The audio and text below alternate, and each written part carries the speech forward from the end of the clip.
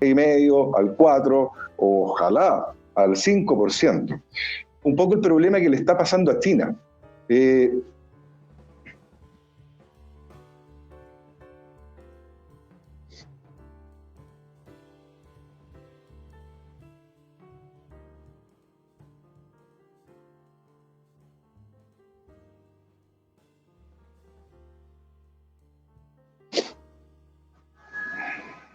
Lo adecuado es del 3,5 para arriba. Menos de eso ya quiere decir que estamos estancados. Sí, claro. O sea, cuando uno piensa en un país desarrollado, no sé, por ejemplo, qué sé yo, Alemania, para no poner siempre el ejemplo de Estados Unidos, pero Alemania. Alemania es un país que, claro, puede estar creciendo al 2%, pero Alemania es un país que, qué sé yo, ya tiene las carreteras que necesita, ya tiene una industria que es tremendamente grande, ya tiene niveles de educación de su población que están al tope del mundo.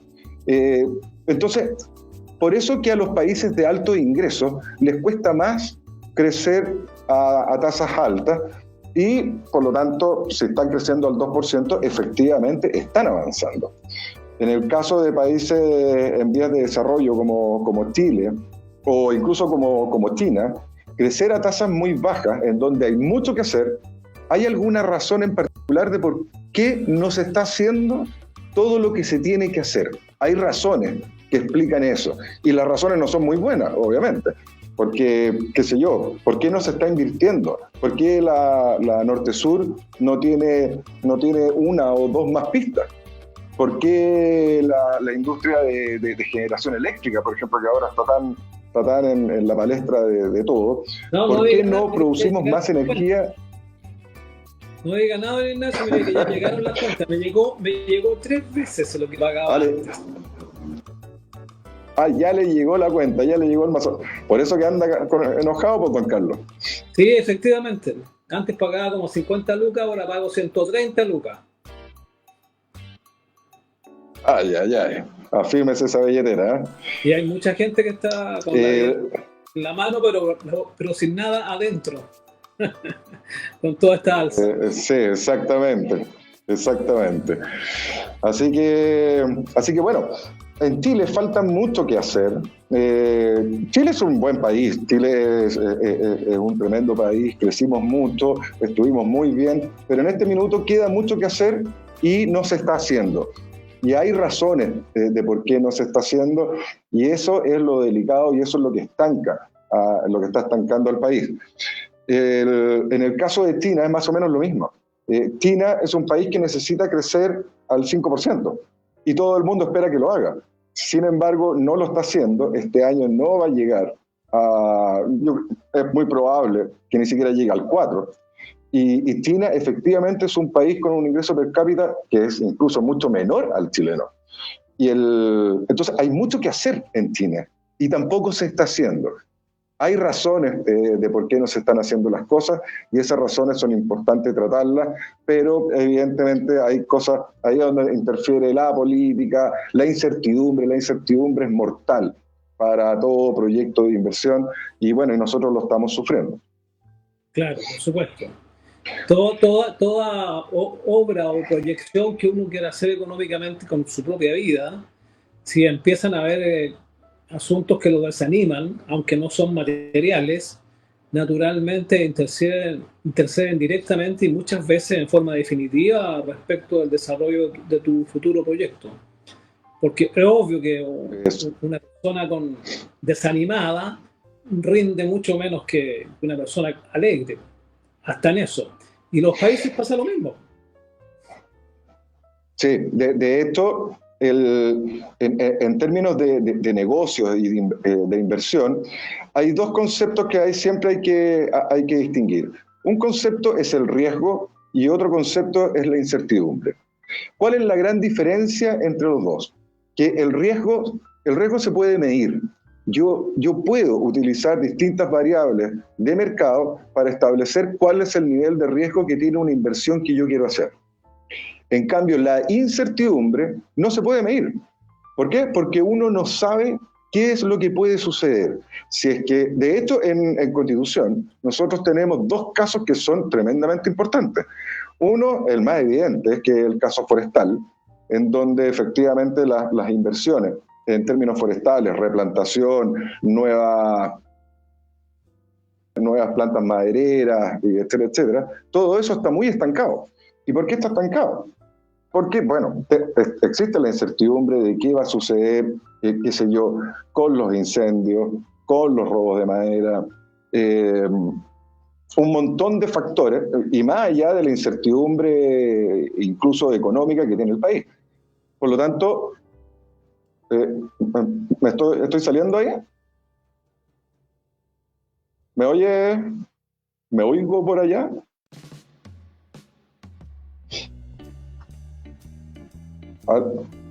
¿Ahí me oye o no? ¿Sí?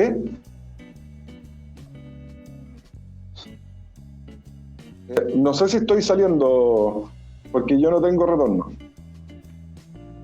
¿Estoy saliendo? Sí. Ok. Pero yo no tengo retorno. Pero voy a seguir. Entonces, ahí la inversión se estanca. Lo otro que puede suceder es en el ámbito pesquero, porque en este minuto se están haciendo las reformas, las propuestas de reformas para todo lo que es la ley de pesca. Y por ejemplo, esta semana se introdujeron temas que van, por ejemplo, en contra de la pesca industrial. Y la pesca industrial es todo lo que no es artesanal. Por lo tanto, afecta. Y una de las cosas que afecta es que, por ejemplo, querían bajar las concesiones, que en este minuto son a 20 años, las quieren bajar a 10.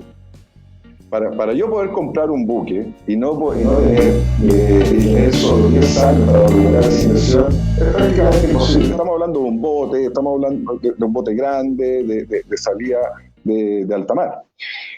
Así que, ¿qué puede hacer alguien que se dedica a la pesca? Absolutamente nada. No puede aventurarse en un negocio así, porque con ese nivel de...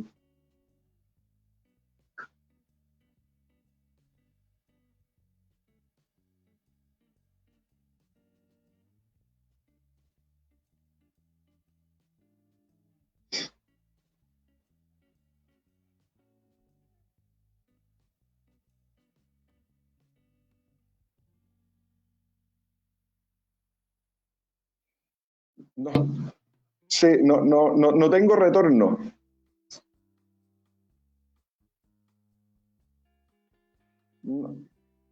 Acá no oigo nada.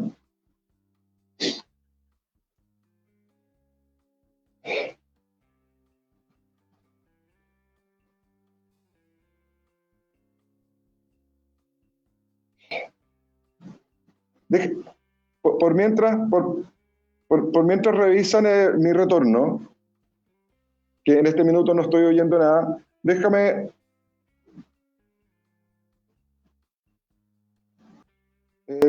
por mientras revisan el retorno, déjame dar algunas otras cifras que están vinculadas al comunicado del Banco Central. A ver, dentro de este 1,6% de crecimiento del PIB, incluso la lectura es un poco más triste, porque si bien nosotros crecimos un 1,6%, la minería creció a un 5,5%. Es un importante crecimiento, todavía dado por la incorporación en agosto-septiembre de Quebrada Blanca 2. Todo se va comparando un mes con el mes del año anterior. Por lo tanto, todavía en esa comparación todavía no estaba la producción de Quebrada Blanca, que vino a duplicar la producción minera de esa mina. Por lo tanto, el impacto todavía es muy fuerte. De hecho, ahora en septiembre, ya cuando salga el IMASEC de septiembre o incluso el de agosto, ya se va a notar una caída más o menos fuerte, porque ya estaba en operaciones Quebrada Blanca 2. Pero la minería creció un 5,5%. Eso hizo subir el PIB a 1,6. De hecho, el PIB no minero fue solamente de un 1%. La minería es solo el 10% de la economía chilena. Alguna vez lo mencioné, de que si bien nosotros la mitad de lo que exportamos es minería, pero el sector industrial de la minería corresponde solo al 10% de toda la economía chilena. Por lo tanto, el PIB no minero efectivamente llegó solo a un 1%, que es el que debemos.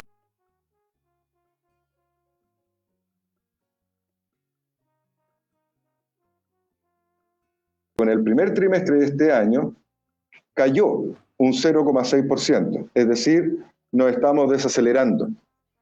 Y en términos de inversión, bueno, ya llevamos un año cayendo, en este segundo trimestre cayó un 4,1%. Esto, por si acaso alguna vez aparece en alguna noticia y en la televisión, el término económico que se usa para la inversión es la formación bruta de capital fijo. Y eso incluye básicamente todo lo que es construcción, compra de maquinarias y etc. ¿Por qué se llama formación bruta? El concepto bruto indica que incluye todo, incluye lo nuevo, pero incluye también lo que es la reposición. Por lo tanto, lo que hemos comentado en programas anteriores, si yo tengo, qué sé yo, una panadería y decido cambiar el horno porque mi horno está muy viejo, pero no necesariamente voy a aumentar la producción, sino que si yo, mi horno ya cumplió su vida útil y tengo que poner otro.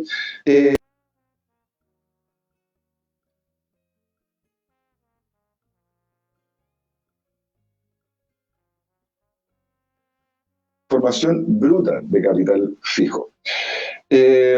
Algunos otros, en la construcción cayó 0,7%, la compra de maquinaria y equipos cayó un 9,1%, eso es mucho, eso es muy, muy fuerte. El consumo de los hogares, 0,5%, pero hay que considerar de que el año pasado, en el segundo trimestre, había caído un 6,9%, entonces la base de comparación era muy pequeñita, y aún así prácticamente no creció nada el consumo de hogares. Y lo que vino a salvar los muebles en el PIB fue efectivamente las exportaciones, que crecieron un 7,3%. Las exportaciones de fruta, ¿no? No. No vi el detalle de lo que impactó más fuerte a la puerta. Sí, ahí me volvió. ¿Ya me estás escuchando? Sí, ya te estoy oyendo. Ok. Oye, para que puedas respirarte, te voy a terminar de contar el cuento que se quedó cortado ahí. ¿Ah? Después que compramos esta radio, yo le dije, conversando a dos de mis cuñados que, como te digo, son empresarios, se me ocurrió decirle, pues, estoy con los cálculos hechos, el papelito, las matemáticas, me dicen que a los 6 meses voy a empezar a sacar billetes para el bolsillo, para la billetera. Y uno de ellos se largó a reír así, pero a todo dar, ¿eh? Y después de un rato me dijo, oye, pelado, man. En ese tiempo tenía la misma cantidad de pelos que ahora. Oye, pelado, 10 años mínimo, 10 años mínimo. Y ahí se me cayó el resto del pelo. Bueno, te comento esto por lo que tú estabas diciendo precisamente. Si una persona se proyecta con su negocio, con su empresa a 20 años, no puede venir el Estado de la noche a la mañana y decirle, no señor, ahora la duración de su concesión va a ser 10 años. Porque en 10 años no va a tener ni un peso de utilidad. La mayoría de las empresas empiezan a tener utilidad después que pagan sus inversiones, pagan su inversión, su maquinaria, etcétera, etcétera. Y eso implica mucho tiempo. Eso nomás quería decirle, señor economista. Sí, bueno, de esto los distintos rubros industriales, los periodos de concesión se estudian y tienen periodos de tiempo que permiten que efectivamente una inversión se pueda recuperar. Que todo lo que tuve que invertir en maquinaria, en este caso estamos hablando de la pesca, en pesqueros, tenga un proceso normal de amortización. Y en ese proceso normal de amortización, efectivamente, el inversionista pueda obtener el retorno que esperaba. En la pesca son 20 años, en la minería creo que son 40 o 50. Entonces, por ejemplo, la generación eléctrica es perpetua.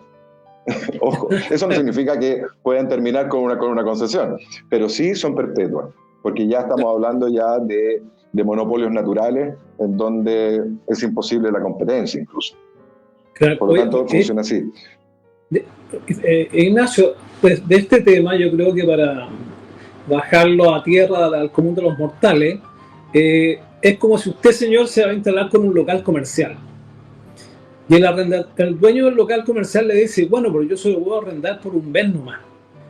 Y tú sabes que en un mes obviamente no vas a recuperar ni un peso, ni menos vas a ganar plata.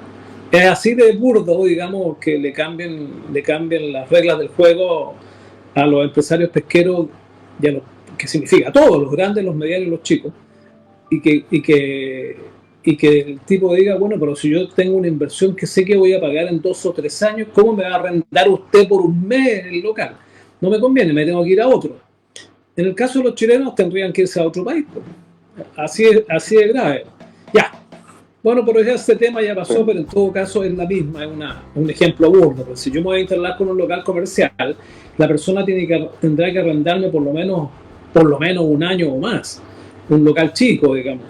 Porque si no, el local no va a agarrar prestigio, no va a tener fama, no va a ser conocido, por lo tanto voy a tener muy poca venta. Por eso es que el tiempo es muy importante y por eso es que es tan importante, te capté ahora, la incertidumbre. La incertidumbre. Uno no puede tener incertidumbre para hacer una inversión. Sí, y la incertidumbre aplica en los temas que estamos hablando. El ejemplo que diste es súper válido, pero incluso también ahí entra en el cambio de reglas del juego. Qué sé yo, por ejemplo, ahora dentro de la nueva ley de pesca se quería cambiar, en este minuto hay porcentajes, por ejemplo, para la pesca de la jibia, porcentajes para los pescadores industriales y para los pescadores artesanales.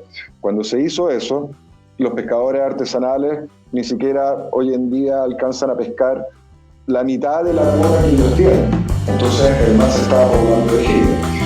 E incluso ahora querían dar vuelta a todo y llevar a la pesca industrial a cero y entregarle toda la jibia a los pescadores artesanales. Siendo que los pescadores artesanales hoy en día no pueden pescar toda su cuota. Si yo tengo una inversión, si yo tengo un barco o una flota de barcos, claro, y de repente me cambian las reglas del juego, ¿qué hago? A lo mejor puedo seguir con mi concesión, pero mi concesión ya no me sirve para nada, porque ya me cambiaron las reglas del juego. Claro. En el sur pasa con los barcos factorías chilenos, que en el sur, en Chile está totalmente prohibido los buques factoría, que son esos buques, para explicarle a los auditores, son esos buques que pescan y procesan inmediatamente y enlatan en el propio buque. ¿Y por qué hacen eso? Porque no alcanzan a llegar a la costa con los productos que pescaron en buen estado. Entonces, en Chile, dentro de las 200 millas, sí, efectivamente, los buques pueden hacer eso, pueden llegar a la costa. Pero, por ejemplo, en el sur, después de que termina Chile, hay mucha pesca y ahí no alcanzan a llegar. Entonces, ahí sí que está permitido. Una de las indicaciones a la reforma de la ley de pesca era que efectivamente se prohibieran los buques factorías también en el sur, en esa zona. Y eso es la muerte de la pesca en esa zona. ¿Pero eso se superó? ¿Qué pasó? Se está peleando en el Congreso. Es muy probable que como todo este tipo de cosas no llegue a ningún puerto, así que lo mismo pasa con la reforma previsional, lo mismo pasa con la reforma tributaria, que después se transforma en pacto fiscal. Nada está llegando a puerto. Entonces, bueno, mientras se mantenga ahí, la verdad, en las comisiones especiales, tanto de la Cámara de Diputados como en el Senado, mientras se mantenga ahí, la verdad de las cosas que, bueno, sigue inyectando incertidumbre, pero al menos no hay cambio en las reglas del juego. Ya. Bueno, ¿qué otro tema nos traía para el día de hoy, don Ignacio?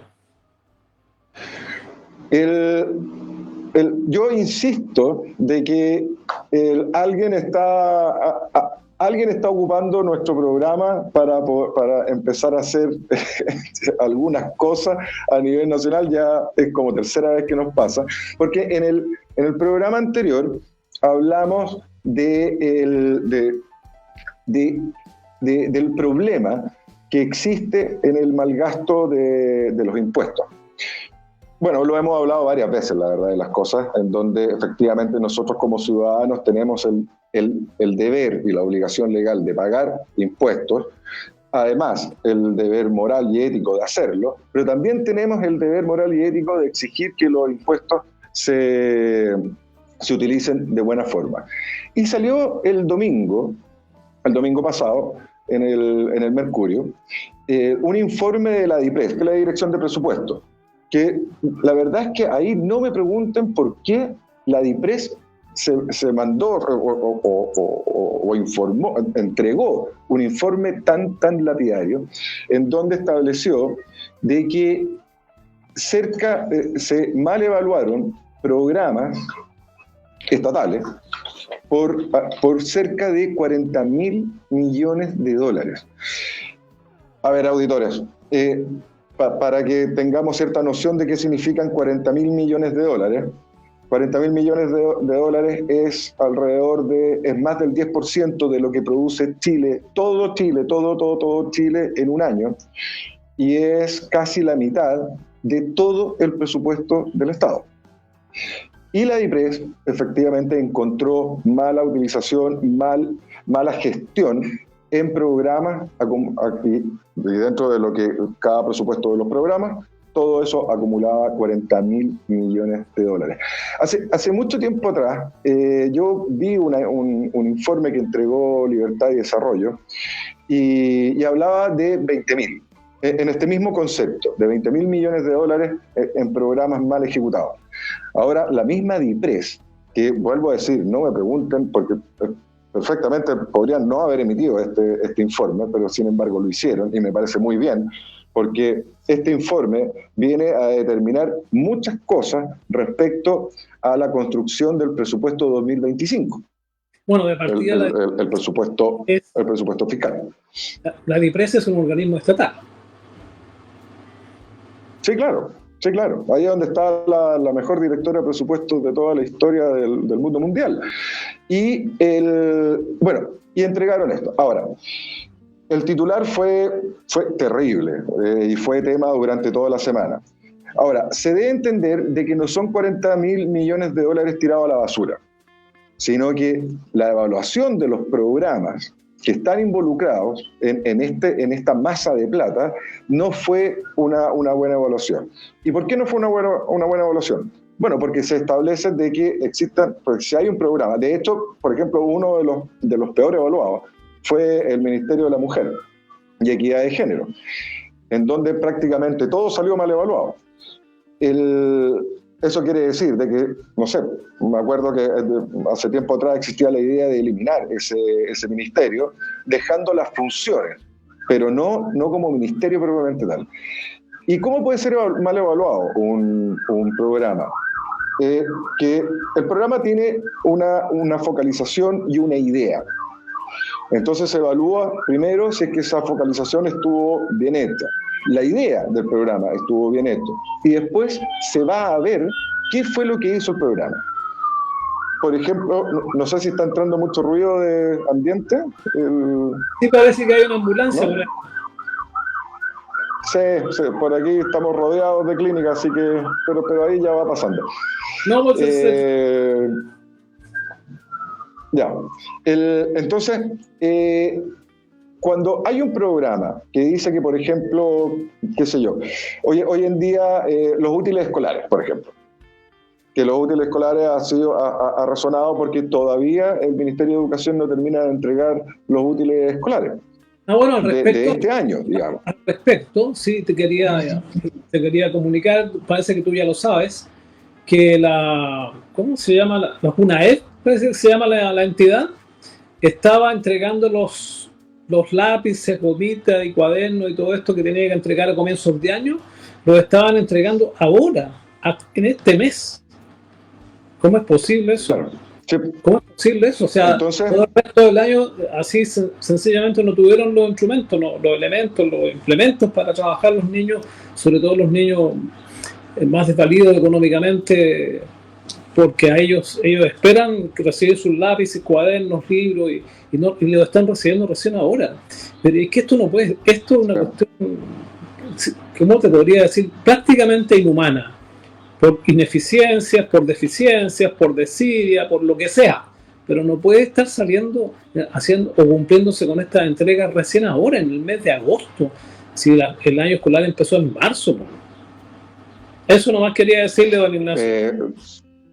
Sí, hay una falta de gestión y especialmente en la educación. Siempre he considerado personalmente que la educación debe ser de las principales actividades que tiene que resguardar el Estado, pública o privada. Yo siempre me he inclinado más por lo privado, pero es lo principal y claro, y este tipo de cosas, o sea, ya no es que sea falta de gestión, es que simplemente a nadie le interesó ni siquiera hacerlo. Es lo mismo que las listas de espera en FONASA, lo que pasó en el hospital de Talca, que se eliminaron 50 y tantos mil personas en listas de espera. Son cosas que efectivamente no pueden suceder.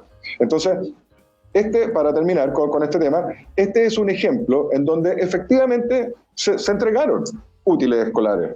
Pero cuando uno evalúa ese programa fue pésimamente mal ejecutado. Y está dentro de estos famosos 40.000 millones de dólares de programas mal ejecutados, que no cumplieron los objetivos, que simplemente no se hicieron o que se hicieron a media o mal. Vamos. Estoy haciendo esta señal porque nos están diciendo que el control que tenemos que ir al minuto de break. Así que vamos, estimados auditores, un break que dura un minutito y después seguimos con nuestro tema económico en la billetera de Radio Pentagrama de Constitución. Estamos en la billetera en el 104.3 del dial de frecuencia modulada, esta vez haciendo un verdadero experimento, porque es primera vez que estamos saliendo. Nuestro panelista estrella está en Santiago y yo estoy acá en Constitución, en los estudios de la radio, así es que vamos a ver después cuando escuchemos las grabaciones si realmente salió el audio entendible. Esperamos que todos estén escuchando bien, así es que con esta pequeña disculpa, tanto como disculpa, estoy tapando algo que creo que puede estar saliendo no tan bien. Vamos a continuar entonces con la billetera, con Ignacio, que está acá, o sea, está en Santiago en este minuto, pero vamos a seguir con los temas que él nos ha preparado para el día de hoy, viernes. ¿Qué otro cuento nos queda? A ver, tenemos dos temas más. Hay un tema que ya conversamos ya también, pero me gustaría profundizarlo un poco, que tiene que ver con la reforma previsional. Porque se ha seguido discutiendo al respecto. Ya hay varios puntos de acuerdo ahí en la comisión del Senado, de hecho ya salió de ahí. Pero se sigue insistiendo en un tema en particular en donde no hay acuerdo. Pero para que las personas lo tengan, nuestros auditores lo tengan bien claro, que son los famosos 2 puntos. Recordemos que la reforma previsional, una de las cosas que quiere hacer es subir nuestra cotización de 10 a 16%, o sea, es decir, 6 puntos adicionales. De esos 6 puntos adicionales, hay 2 que ellos lo llamaron un préstamo al Estado. O sea, es decir, de nuestro 16% que estamos aportando, o sea, un 2% de nuestro sueldo sería un préstamo al Estado. ¿Qué significa ese préstamo? Bueno, que ese préstamo se devuelve y con intereses. ¿Cuál es el interés? UF más 2% al año. ¿Y cómo se devuelve esto?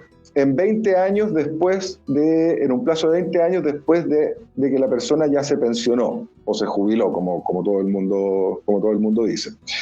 O sea, ¿qué es lo delicado eso se llama robo? Sí, eso es, o sea, primero, aquí estamos hablando de un sistema total y absolutamente de reparto. ¿Por qué? Porque ese 2% que nosotros le vamos a prestar al Estado, el Estado se supone que lo va a utilizar para financiar pensiones de aquellos que ya jubilaron hoy. Ahora, ¿para qué van a ocupar esa plata? Vaya a saber uno. Pero esa sería más o menos la idea. Entonces es simplemente un sistema de reparto encubierto. ¿Cuál es el otro problema? Es la tasa de interés que está ofreciendo el gobierno dentro de las indicaciones que ha incluido dentro de este proyecto.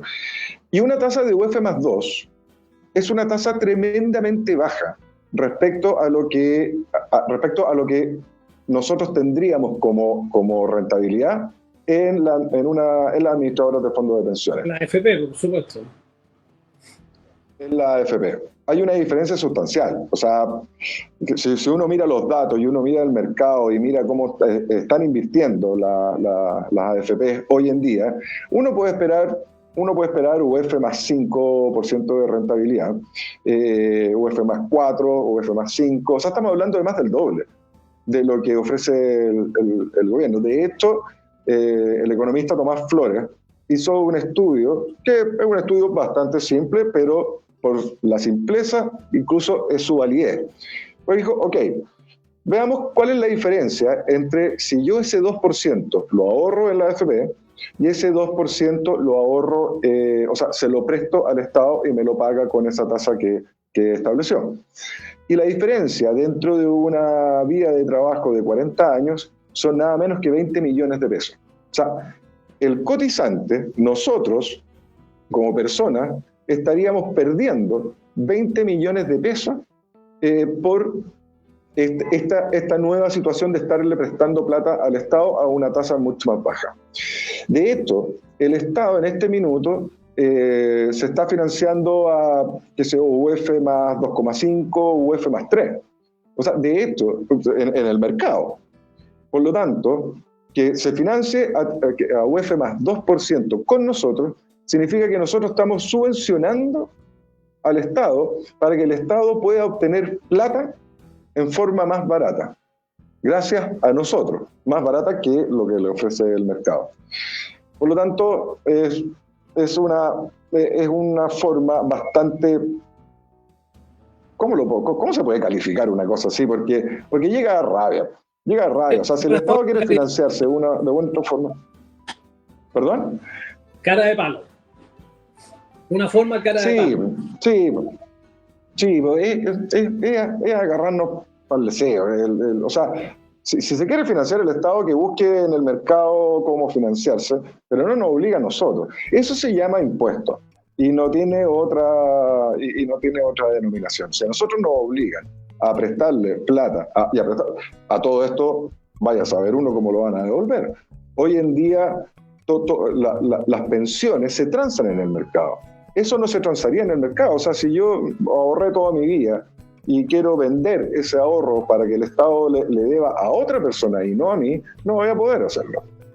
Por lo tanto, voy a quedar total y absolutamente a merced de la voluntad que tenga el Estado respecto a que si me quiere pagar y en las condiciones que me quiere pagar, y vaya que eso ha sucedido en otros países. O sea, estamos hablando de países como Argentina, Bolivia, ahora Colombia, en donde tomaron las platas previsionales y simplemente en buen castellano y en buen chileno se las gastaron y ya no existen esas platas. Entonces, eso es lo que quería explicar respecto a eso, que todos los auditores tuvieran claro de que ese tipo de intenciones que tiene el gobierno no tienen ninguna razón, no tienen ninguna lógica y lo peor es que van en perjuicio de todos nosotros. Bueno, hoy al respecto estaba viendo hace poquito también en las noticias por escrito, que yo más bien me guío por esos tipos de noticias un poco más generales y objetivas. Fíjate tú que este sistema que tenemos lo han bombardeado mucho, está muy torpedeado. Por ejemplo, acabo de leer que con todas las modificaciones que se le han hecho, el 20 y tanto, no me acuerdo si era el 22% o por ahí, de las personas que reciben pensión, nunca en su vida se impusieron. O sea, estamos hablando de que el 20 y tantos % de las personas que reciben pensión, ¿no es cierto?, es decir, o jubilación, como le quieran llamar, ese 20 y tanto nunca se impuso. Nunca. Sí. De hecho, al respecto, también algo que es muy importante que los auditores tengan claro, es que, de hecho me acuerdo, hace un par de semanas atrás, la ministra Jara, dentro de una alocución que hizo ante la comisión del Senado, dijo, nosotros no podemos seguir con un sistema que le entrega pensiones de 48.000 pesos a los ciudadanos. Y la tiró así como rasante, la tiró, pero bueno, el tema es que si uno analiza una persona que recibe una pensión de 48.000 pesos, es una persona, y es muy fácil hacer el cálculo, es una persona que ahorró, ¿cuánto? Sus 2 primeros años de su vida, sus 3 primeros años de su vida laboral, me refiero, y después no impuso nunca más en su vida. Entonces, si uno quiere analizar el sistema de pensiones que tenemos hoy en día, uno no puede incluir esos casos. Es como, no sé, es como que yo evalúe a un jugador. Imagínense un partido de fútbol en donde entra un jugador y a los 3 minutos de estar jugando se lesiona y sale de la cancha. Y después empezar a hablar y decir, oye, ese jugador está jugando, miren, en esos 3 minutos no jugó absolutamente nada. Yo no puedo evaluar un partido de fútbol de una persona si es que jugó 3 minutos en ese partido. Es exactamente lo mismo, yo no puedo evaluar un sistema de pensiones incorporando a personas que no fueron parte del partido. O sea, se impusieron 2 años, 3 años de su vida y después nunca más impusieron en el sistema, efectivamente no jugaron el juego, no estaban dentro del partido. No significa que el sistema sea malo, significa de que hay que buscar la forma para que las personas jueguen el partido lo más completo posible y efectivamente lleguen a niveles de pensiones que sean un poquito más importantes.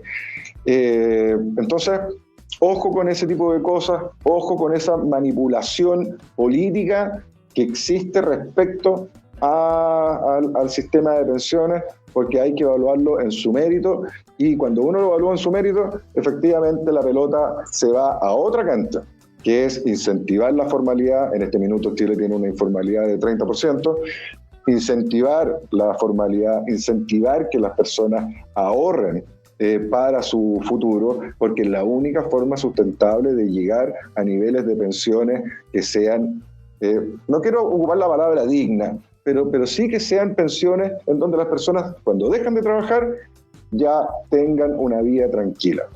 Eso es lo principal de todo este tema. Pero no es el sistema propiamente tal. El sistema propiamente tal está entregando buenas rentabilidades. Una persona que juega el partido efectivamente llega al final de su vida laboral con buenos ahorros. Y eso es así. De hecho, lo último, al respecto, la PGU está entregando en los primeros, en los sectores que más pobres, digamos, más vulnerables, está entregando una tasa de reemplazo que es muy superior al 100%. Eso quiere decir de que con la PGU muchas personas están recibiendo más plata ya jubilados que la plata que ganaban cuando tenían una actividad laboral. Y eso es re importante tenerlo claro. Y lo otro, que la PGU no tiene nada que ver con un sistema de pensiones. La PGU es un traspaso directo del Estado a las personas que ya se pensionaron, pero no tiene que ver con un sistema de pensiones. Sí hay que considerarlo porque existe, pero no tiene que ver con un sistema de pensiones. El sistema de pensiones tiene que ir por otro lado, por otro camino. Son otras las variables que se tienen que analizar en ese sentido. Así pues. Así pues. Me descargué. Sí, ya. No tengo a mano aquí los documentos. Hablemos tal cual como lo hicimos en el programa pasado. Hablemos ahora un poquito más de los términos que se ocupan. Un poquito, aprendamos un poco de qué es lo que se está hablando en este minuto y que es re importante para el país. Y hay un concepto que se ocupa mucho, que se ha ocupado ya bastante, yo diría que en los últimos años, que es el concepto de la permisología. ¿Qué es Otro dolor de cabeza. La famosa... Sí, está haciendo un dolor de cabeza. Bueno, y en muchas partes del mundo, la verdad de las cosas, no tenemos la exclusividad en ese sentido. La permisología se refiere a las trabas, a los procesos burocráticos que deben pasar todo tipo de proyectos en sus distintas fases. Eso es básicamente la permisología. ¿Dónde afecta? Afecta en este minuto básicamente, o se concentra por los montos en juego, se concentra tanto en todo lo que es nueva inversión y en lo que es también todo, por ejemplo, en la construcción, está perjudicando mucho. Entonces quise traer un ejemplo que es de la semana pasada, y es un ejemplo bastante ilustrativo de qué es lo que está sucediendo. Había un proyecto de nuestro cercano Colbún que se llama, o se llamaba, la verdad, la Central de Bombeo Paposo. ¿En qué consistía esta central de bombeo? Paposo es una localidad que está cerca de Taltal, un poquito al sur de Antofagasta, para que lo situemos más o menos geográficamente. ¿Y de qué se trataba este proyecto? En el norte hay bastante generación eléctrica fotovoltaica, es decir, por paneles solares. ¿Cuál es el problema de esa generación? Que es una generación diurna, es solamente durante el día. En la noche, obviamente, no hay generación.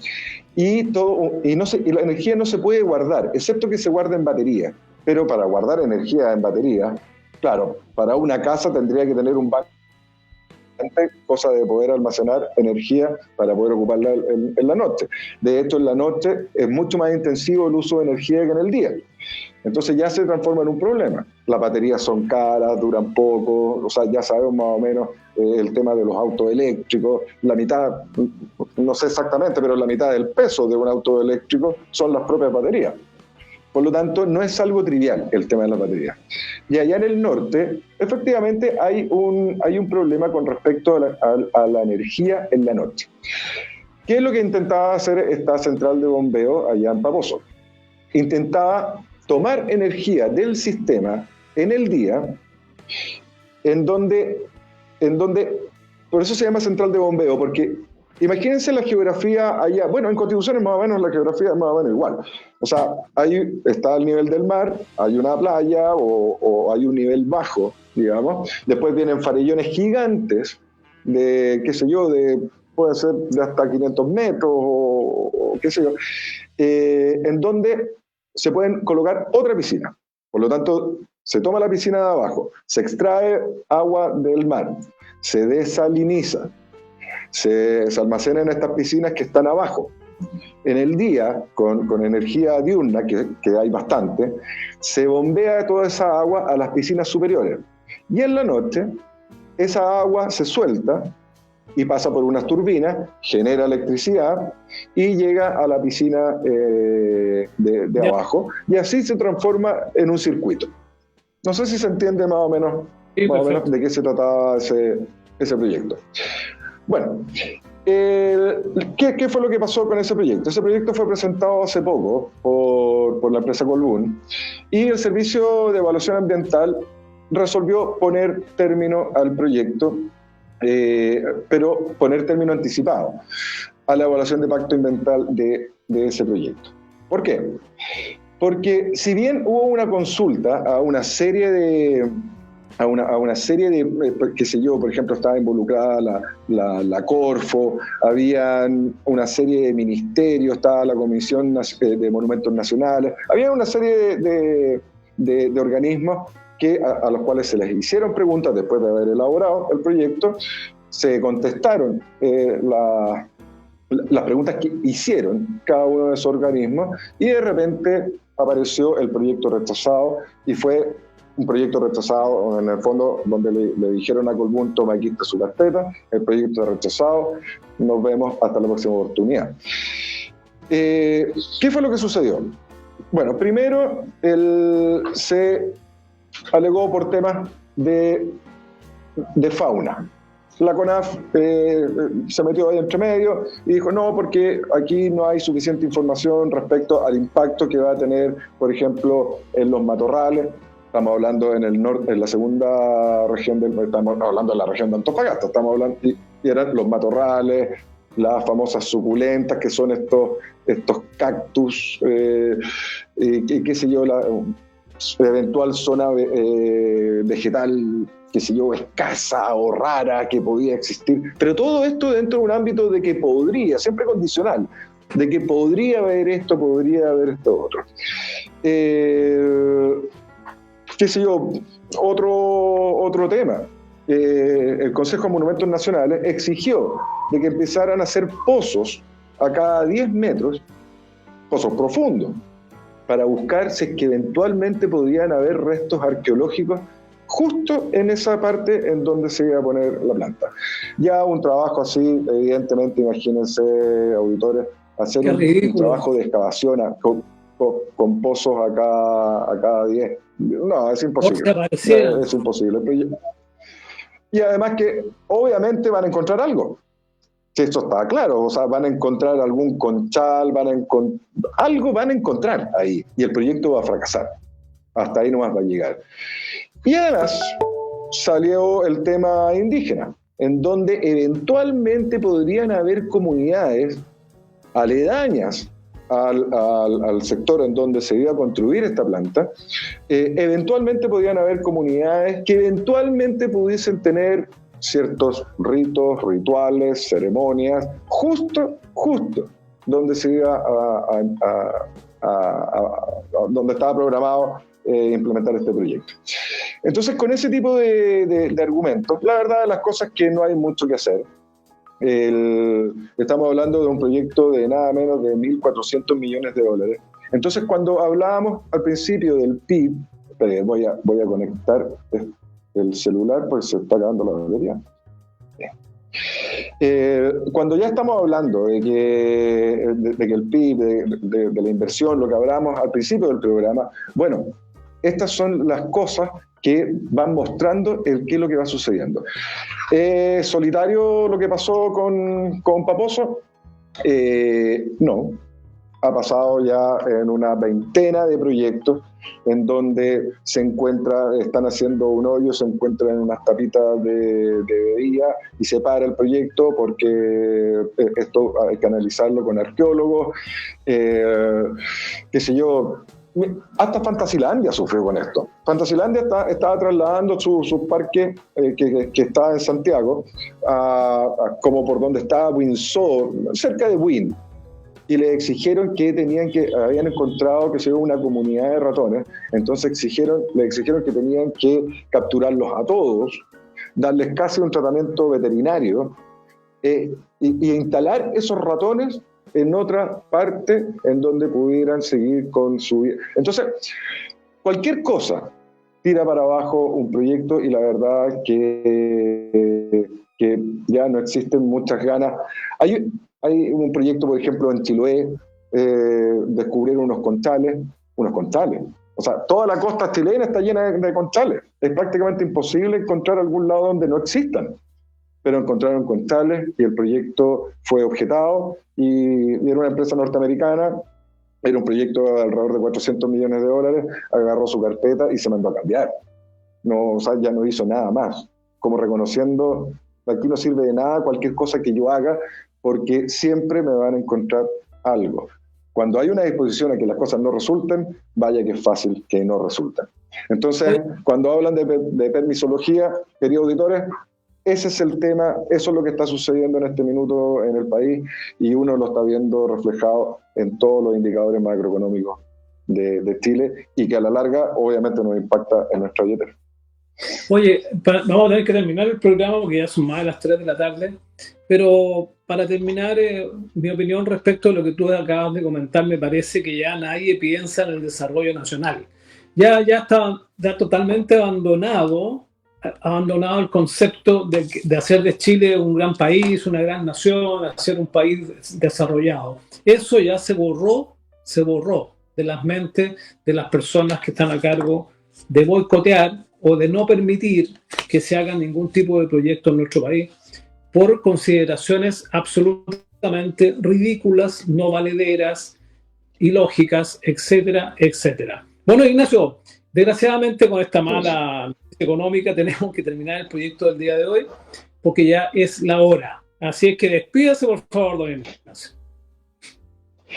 Sí, queridos auditores, un abrazo a todos, que tengan todos un excelente fin de semana. Les quedo debiendo los distintos indicadores bursátiles y de materias primas, pero la verdad es que no hubo muchas variaciones importantes, así que pues podemos ir para la próxima semana caminando tranquilos. Así que un excelente fin de semana a todos los auditores y nos estamos viendo el próximo viernes aquí en el programa La Billetera. ¿Va a estar aquí en Constitución el próximo viernes? Así es, sí, no, yo llego el domingo, el lunes ya hay que seguir trabajando, si estas son unas pequeñas vacaciones. Se acerca el 18, así que hay que estar en Constitución.